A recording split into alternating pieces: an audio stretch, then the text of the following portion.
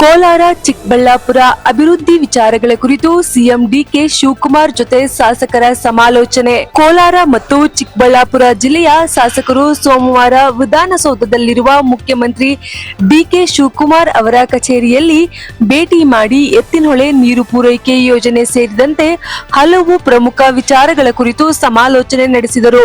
ಜಿಲ್ಲೆಗಳ ಕುಡಿಯುವ ನೀರಿನ ಸಮಸ್ಯೆ, ಎತ್ತಿನಹೊಳೆ ಯೋಜನೆಯ ಪ್ರಗತಿ ಹಾಗೂ ವಿವಿಧ ಅಭಿವೃದ್ಧಿ ಕಾರ್ಯಗಳ ಕುರಿತು ಸಭೆಯಲ್ಲಿ ಚರ್ಚೆ ನಡೆಯಿತು.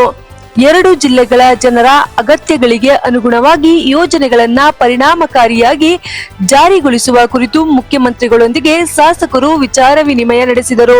ಈ ಸಂದರ್ಭದಲ್ಲಿ ಸಿಎಂ ರಾಜಕೀಯ ಕಾರ್ಯದರ್ಶಿ ಪೊನ್ನಣ್ಣ, ಮಾಜಿ ಸಚಿವ ಡಾಕ್ಟರ್ ಎಂಸಿ ಸುಧಾಕರ್, ನಂಜೇಗೌಡ, ನಾರಾಯಣಸ್ವಾಮಿ, ಕೊತ್ತನೂರು ಮಂಜುನಾಥ್, ಪ್ರದೀಪ್ ಈಶ್ವರ್, ಸುಬ್ಬಾರೆಡ್ಡಿ, ಪುಟ್ಟಸ್ವಾಮಿ ಗೌಡ ಹಾಗೂ ಕೋಲಾರ ಎಂಎಲ್ಸಿ ಅನಿಲ್ ಕುಮಾರ್ ಸೇರಿದಂತೆ ಮತ್ತಿತರರು ಉಪಸ್ಥಿತರಿದ್ದರು.